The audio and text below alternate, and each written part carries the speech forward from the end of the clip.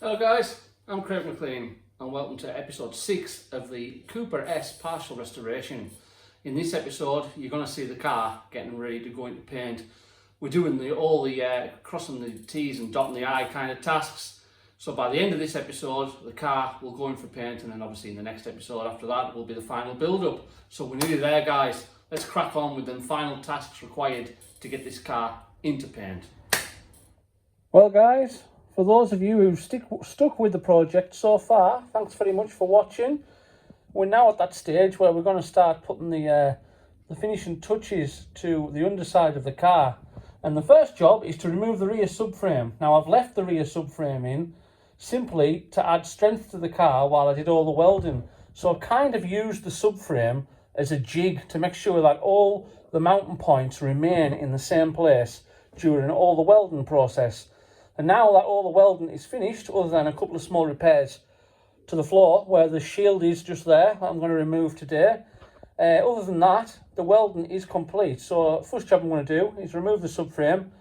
I'm going to straighten that section there. For anyone who has minis, please don't jack them up by the rear beam on the subframe. They're not strong enough to take the weight of the car and they end up bent like that. So I'll hammer and dolly that flat again before it goes to get blasted and powder coated, and then that subframe will be done in gloss black. The underside of the car will be done in Tahiti blue Raptor, which is another U-Pol product, and then it'll really look the part before it goes for paint. So yeah, let's get the subframe out and start focus on some of the prep work and some of the final bits of welding before I can retire the welder on this project for the final time. I'll tell you what guys, before I even get this underside in Raptor, just looking at this now makes me feel super proud. When you think of where it's come from, you've got to remember this full back end was absolutely rotten, and now we've got a beautiful new rear valance, all nicely spot welded back in as it was originally. We've got a boot hinge panel that's absolutely solid and completely rot free. That's all been nicely blended in. We've got brand new rear arches that have welded in and spot welded in really nicely. All the spot welds back where they were. We've got a lovely fresh boot floor, including a new battery box. Again, completely rot free. We've removed any signs of rot from anywhere. And we've got a beautiful rear valance, again, completely rot free. New fixings for the subframe. New outer sills there. We've got the proper outer sills that you've just seen in the last episode, me finishing off, and the bottoms of the rear quarters are now absolutely mint as well. This car really has came a very long way in the last sort of 5 to 6 months, and it's going to get even better soon when we get this underside in Raptor. So I've decided, just for additional strength, because it'll be behind the seam sealer, I've stitched between the floor and the heel board. Done in the same at both sides. Just some nice neat little stitches just to give it a bit more strength. Why not? It's going to be behind seam sealer. But just from that high point, oh sorry, there's that as well. I've put the little fixing point back on to hold the fuel lines. That's back where it should be. But just from that high point, the Cooper S reminds me that I'm still not finished with metal work. That was where the shield from the exhaust was, and as you can see it's trap water, and we've now got 2 sections I've got to cut out and put fresh steel in. Lovely, thanks very much for that. Anyways, we'll get that bit done next. And a couple of hours later, we've butt welded in 2 new sections of steel. They went in pretty well. No point dressing them back any more than that because they're going to be under Raptor and they're going to be behind the shield. So yeah, we've got a solid floor now. I think we're almost finished with the welding. I've got a couple of tabs to weld back on where they've snapped off that run along here to hold the brake line. I'm going to put a couple of extras as well. So I've got a couple of them to weld on. I've got the little strip inside on the back seat to strengthen it up to spot weld on. And other than that, I think that's maybe the welding behind us. We're seeing the back of the welding torch now, that's for sure. Well guys, we're getting to the end of the welding now. These are the last few jobs. I've just welded on 4 bolts onto the bottom of the floor to take the exhaust shield, which I'll show you when I'm underneath. And now I've just made these. Now what these are little tabs to hold the brake line that run from back to front. The ones that are on, which are similar to this, not as nicely formed as this, but similar. They're rotten, they're flimsy, they're ready for snapping off, so I'm going to snap them off, clean them back, and spot weld these ones on. And these will just wrap around the brake line back to front and hold the 3 that are absolutely knackered. There's one at the front looks really good, so I'm going to leave that one because it's really low to the ground with the car being at an angle and I'll struggle to get in. So yeah, that they're ready now to weld on, and then I can start prepping underneath, and hopefully that'll be the last of the welding. Well, there's our little brake pipe securing tabs welded, and I've seam sealed around them as well to stop water getting in the back. I've also seam sealed right down the full length of the power cable securing bracket, which has never been done from factory, which means water's got in between the likes of here and has started to make some really quite bad corrosion that I've had to clean back. Luckily we've got no holes, but I've now seam sealed right down both sides. You can just see the edge of that bracket all the way down. I've still got some more cleaning up to do, but at least no more water is going to get inside. I've seam sealed around the securing bolts that I've fitted to hold the, and there's the 2 at the front as well, to hold the exhaust shield. But just like the whole, you know, all these kind of projects go, the same kind of thing happens, which is this. If we go further forward, you'll see the securing fixing for the front of that exhaust shield, which is hauled, but that's not the worst. If we go over to the other side, so I've got more rust to contend with now. So this is further forward underneath, which is harder to get at. And anyone who does this line of work will tell you that there's nothing worse than lying on your back and carrying out welding repairs. There really isn't. And I'll show you what I mean by that. This is the kind of thing that happens. You get hot sparks going down your sleeve, going down your arms, and it's really horrible. It's absolutely horrible. I've decided that I'm not doing any more projects where it involves welding underneath unless the car's on a spit. When I did the Escort, I had the Escort shell on a spit and it was a joy. But this is no fun whatsoever. Lying on your back, getting hot sparks down your arms, down your neck, and the worst of all, down your ears. There's nothing worse than down your ears. That can be quite excruciating. So yeah, I have got some more to do. I was hoping to be saying today that's the end of the welding and switch the welder off for the last time, but unfortunately not.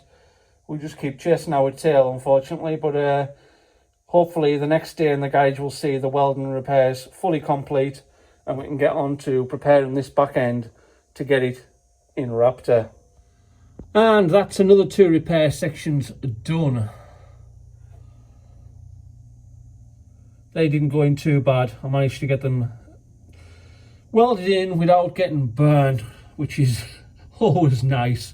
So yeah, that's all 6 fixing points for the shield, for the exhaust, all reinstated, and hopefully that should be the last time I need to use this welder on this project. At least I hope so. On a more positive note, that's our rear subframe fully stripped, all the trunnions etc, and all the bits I want powder coated black attached to it. So that'll be getting dropped off one night, and then that'll come back looking $1 million. I've also straightened out that top bar, as I said I would, just using a hammer and dolly, so that'll look great. It won't have that big dent in it from someone jacking it in the wrong place. And today we're on to seam sealing. So basically every single seam, anywhere where 2 panels join, we're seam sealing using the U-Pole Tiger Seal. And the way I do it is I just run a bead of the seam sealer, thin bead, all the way around, and then second stage I just run it in with my hand to make sure, my finger, to make sure it is pushed hard into the seam. You know, we're not going either side of it. We're actually going into the seam, and then I simply run a simple brush over the top just to give it the more factory look. And when it's over primed, it looks really good. So yeah, that's to do on every single seam before we can put the underside in primer and Raptor. Well, that is the full underside, seam sealed on every single joint. So anywhere where there's a joint or two panels joining, even along the back of the valance there, all the way along, we've seam sealed it up nicely. Around the battery tray, every seam on the battery tray, because we all know mini battery trays are very prone to rust. All the way around there, from the heel board to the floor, from the main floor to the heel board, the rear arches, around the damper point, absolutely anywhere where there's a seam. We've now got fully seam sealed and another step closer to getting the underside in the finished Raptor. Well, this is the beauty of all new panels. This has all been roughed up just with the DA and sandpaper into corners, all the arches and everything. And obviously you've already seen it's been seam sealed, so now it's time to get this full back underside in epoxy primer, and really that will look smart when it's all done. To bring it all into one colour, it'll really transform it. I'm looking forward to seeing this all in grey epoxy primer. And that is the beauty of replacing all your panels with fresh steel. A simple rub down, put in primer, and everything looks absolutely mint. I mean, I'll even show you in here behind the valance, and you can see all seam sealed up all the way around, all absolutely mint, completely rust free everywhere you look, just absolutely perfect. You know, that's such a massive difference from the car that came in here almost 6 months ago. The sections I've just showed you there, you could stick a screwdriver through every single section. Now it's better probably than the day it was built at the factory, because I've probably put more protection into it, better seam sealing, etc. And there's our sills as well. I've just got a little bit of prep to do on the floor section where the sills meet, just to get a nicer finish when we put our Raptor on. But the sills themselves are absolutely perfect. I'm very, very, very pleased with that, and it'll look even better when we get it in the Raptor. A couple of little jobs I've been getting on with today, guys, one of which is extremely important. But the first one is just, I've applied a thin layer of filler to that inner sill where the new outer joins. So this is obviously the outer sill, this section here, and where it joins the inner, further down, I've applied a thin layer of filler just to make the inner sill a little nicer, due to the repairs that have been previously carried out. I just wanted it to look a bit better. And the second thing I've been doing today is applying seam sealer to the edge of every seam. So as you can see in the hole there for the bumper, you see how it's got a grey sealer in between the layers. Well, I've done that in between the layers all over the car. So around the back valance, up and around the arches, the sill edges everywhere. It's absolutely essential that you do that, because if you don't, water will seep in between the layers. It'll build up in between the layers. You won't know about it until it's too late, when it starts blistering on the surface and you're back to square one. You need to start replacing panels again. So it's absolutely essential. I see a lot of YouTube builds where I don't see this done. Whether they're doing it behind the scenes, possibly, but if people aren't doing it, it's kind of setting yourself up to fail, because this is the reason why, or one of the reasons why, the Minis and a lot of the classic Fords failed in the first place, because the preparation and the sealing was never done to a good standard. So it's essential that you get that right. But it's really looking good now. I can't wait to see this back end in Raptor. I mean, I'm not going to do the valance because they should be painted in body colour. They should be gloss finish. They shouldn't be raptored. They never were raptored. I've seen some people Raptor in the rear valance, and that's not right. The rear valance should be gloss painted like the body, so that's what it'll be getting. But underneath, we'll be getting Raptored next. So all I've got to do now is start the many hours of masking up. So that's the garage floor, the car, absolutely anywhere we don't want to overspray. Get it ready to get this back end fully raptored in Tahiti blue. And I've just took the subframe yesterday for powder coat, which is getting done in black. And by the time it's all back together, it's going to look really, really good. I can't wait to see it back from the paint shop. And I can do the final reassembly and give Mark back a much, much, much better and more solid car than the one I received. Well, we're maybe not masked up in the most traditional of methods, because obviously I don't do a lot of painting, so I don't have a lot of the proper materials, let's say, that you would use to mask the car up. The rolls of the visqueen and stuff that just rolls off, that all the body shops use, the grey, the brown paper, all that kind of thing. But we are masked up, and we're masked up thoroughly, so we don't get any Raptor on any of the main bodywork. I mean, a lot of it's going to be getting repainted anyways, but we needn't bother making it harder for the body shop. So yeah, I've got to move the two axle stands closer to the time when I'm going to hit the Raptor, and just a bit more covering up in the garage to stop splatter. But other than that, we're almost ready to start applying the Raptor coat underneath. Now then, I'll let you see the finished product in a second, but just a little bit about the product first. Now, you'll have heard me talking about Raptor, which is what this is. Made by U-Pol, who also make the weld-through primer that I use. They make a lot of really good products to U-Pol, and what this was designed for, you can see there it's called Raptor Liner. It was originally designed and made to cover the beds of, say, pickup trucks. So the load bed where you slide crates on or whatever, where there's a lot of heavy, a lot of heavy scraping, etc. This stuff was designed to put a very, very tough coating onto the load bed of a pickup so that it would be tough and durable. And this stuff really is solid when it dries. A bit like stone chip that a lot of people have used under vehicles before. Only this can be tinted, so you don't have to spray your black stone chip and then body colour, and if you want you could lacquer. I've done that in the past. I think I did that with the Mini all them years ago. But this, what you do is you get your Raptor product. It comes about filled up to around about here somewhere, and then you add the hardener, which is this bottle here. So you fill this little cup that it comes with up to that line there. You can just see there, fill line, 8 fluid ounce. You fill up to there with the hardener. You then add that hardener into your bottle of Raptor. You give that a good shake for a couple of minutes to apply the hardener into the Raptor, and then you take a solvent-based base coat.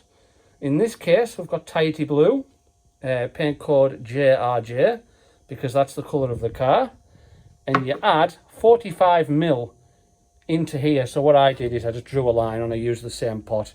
I measured out 45ml, drew a line on. So add a bit of the paint into the pot, apply that into the Raptor tub after the hardener, and then another 2 minutes shake, and then basically this bottle will then screw onto your Schultz gun. Take the lid off. The bottle thread is the same as the Schultz gun, so it'll just screw right on, and then you just spray away. They recommend anywhere between 40 and 60 psi pressure for applying the Raptor. So that is the Raptor product. As I say, you can tint it to the colour of your car, so you don't have to overspray afterwards. So it's an absolute fantastic product, and it's hard as nails when it dries. I used it on my Escort. A lot of the top body shops use it. The market leaders such as Retro Power always use it on the underneath of their cars, their builds. So if it's good enough for them, it's certainly good enough for me. So let me show you the finished article. And there we go. Now, how good does that look? You want to be wearing a very, very good mask, a proper paint spray mask with this. It is very toxic stuff. The garage still stinks now, about an hour after I finished. And this is actually now touch dry. It feels really good. And as you can see, into the rear valance, we've got it all covered. Really, really nice. I'm absolutely chuffed with that. The only thing is, I think the paint colour is slightly lighter. If we look here, I think the colour is very slightly lighter than the body colour. So hopefully that'll dry a little bit darker, but I don't think it's a problem if it doesn't, because it's not a major issue. I think you can see better down here from the door down onto the sill. But yeah, I'm absolutely chuffed to bits with how it's turned out. It looks so professional. Well, it's almost been a week since I Raptored it, and today reassembly has begun. So I've got the fuel lines run back up and clipped onto their original mounting places, as you can just see there.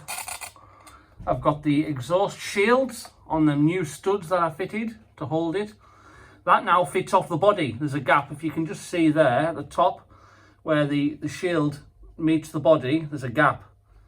And that's good, because that's exactly what I wanted, a nice little gap so the water doesn't get trapped between the shield and the floor, because that's exactly what rotted the floor out previously. So now we've got a little gap, which is good, and that's bolted solid all the way along.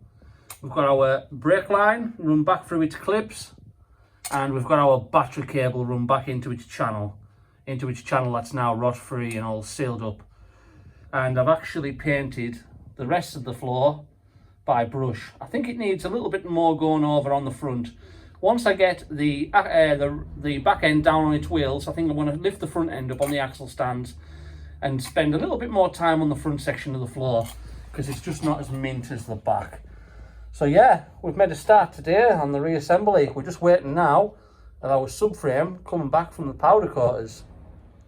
So while the subframe is away getting powder coated, we're going to clean up and coat the radius arms, and we're also going to replace these overbraid flexes for the proper original ones that go from this bracket to the bracket on the subframe, rather than this cable tied setup. I don't know who the hell has done that, but we'll get rid of this and we'll make a nice new fresh copper hose that goes between the bracket and the wheel cylinder, and then a new flexi, original rubber flexi to the subframe.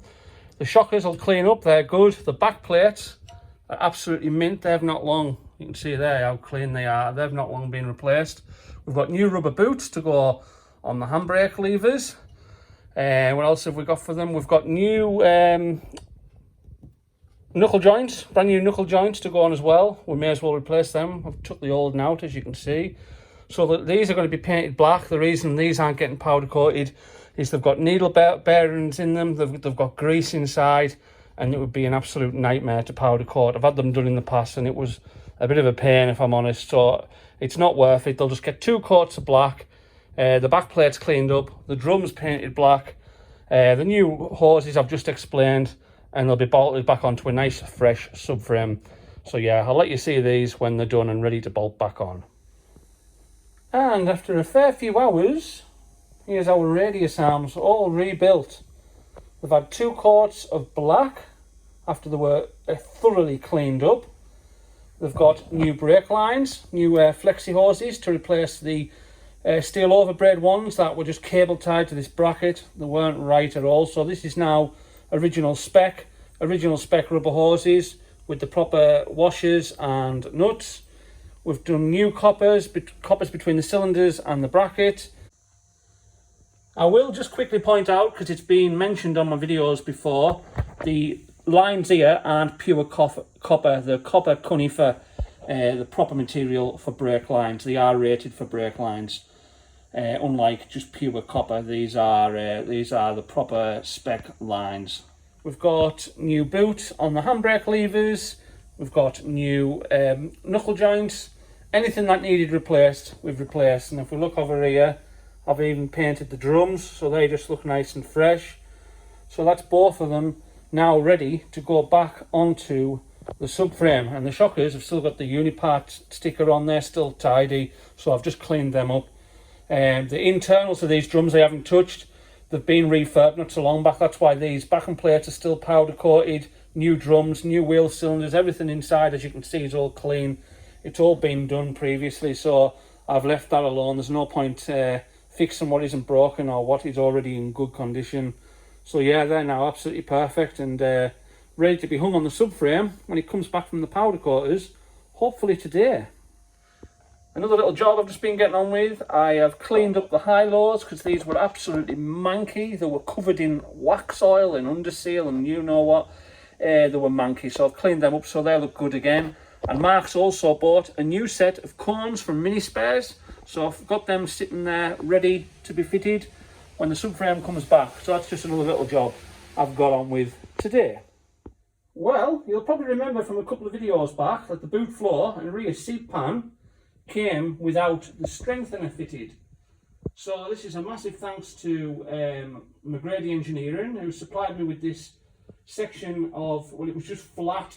It's actually a bit of stainless. They didn't have any steel knocking about, but it won't matter for this job. They've supplied me this for absolutely free, which is great.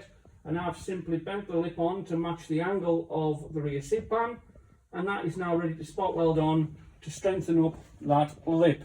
And what that does is it stops the rear seat panel bowing either side with the weight of a person, because as it is now, it's probably only good for the weight of a child. So this just adds much needed strength to that back lip. It was going to need put back in. It would have been daft not to put it back in. So that's that bent, and I'll get it spot welded in next. Another little job I've cracked on with today. Mark bought some new sound deadening, and I've applied it to areas where any repairs have been carried out, and I've carried on into the centre of the floor because I've got loads of pads. We may as well use them. Before I put these pads down, I did prime and blue paint. You can just see a little bit of the blue in the corner there, any areas there, so that we didn't leave any bare steel. So they've actually been coated in rust converter, then primed, and then blue painted, and then we've put down the sound deadening pads. So as you can see, that now just looks so much better, and we just need to seam seal the rear heel board to the floor, which is one of my next jobs, and get this strip spot welded in.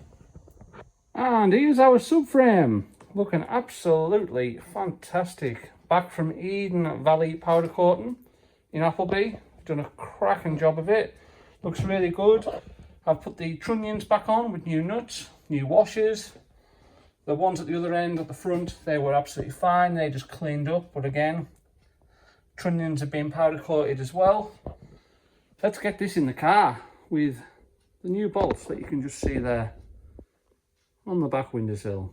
But yeah, it's going to look great when we get this in. And there we go, guys. That's the subframe in. The black and the blue really look absolutely fantastic together. They really do. We've refitted the fuel filter. A new fuel filter, I should add, onto the original bracket, bolted onto the subframe. I've refed the handbrake cable through with plenty of grease where it slides through the guides. All put together with new bolts, new bushes.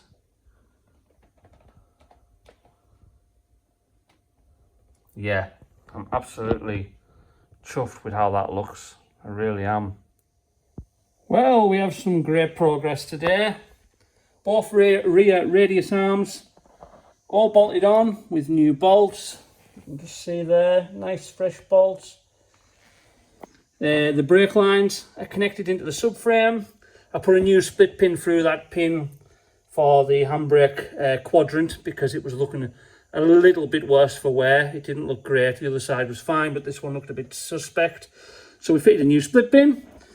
The new cones are in, the high-lows are in. I haven't set the height yet. I've set both sides the same, but that is both sides built up to the exact same point. And we really are making great progress now. And a little bit more progress. That's our brake lines remade up. Where it goes through the clamp there, I've put 2 layers of heat shrink on just to protect copper on metal. Bent them all nice and straight because there's nothing worse than wavy brake lines. Put the nice curves in them. Yeah, it looks good if you spend a bit of time on them. Yeah, really pleased with that. Brakes are now ready to bleed.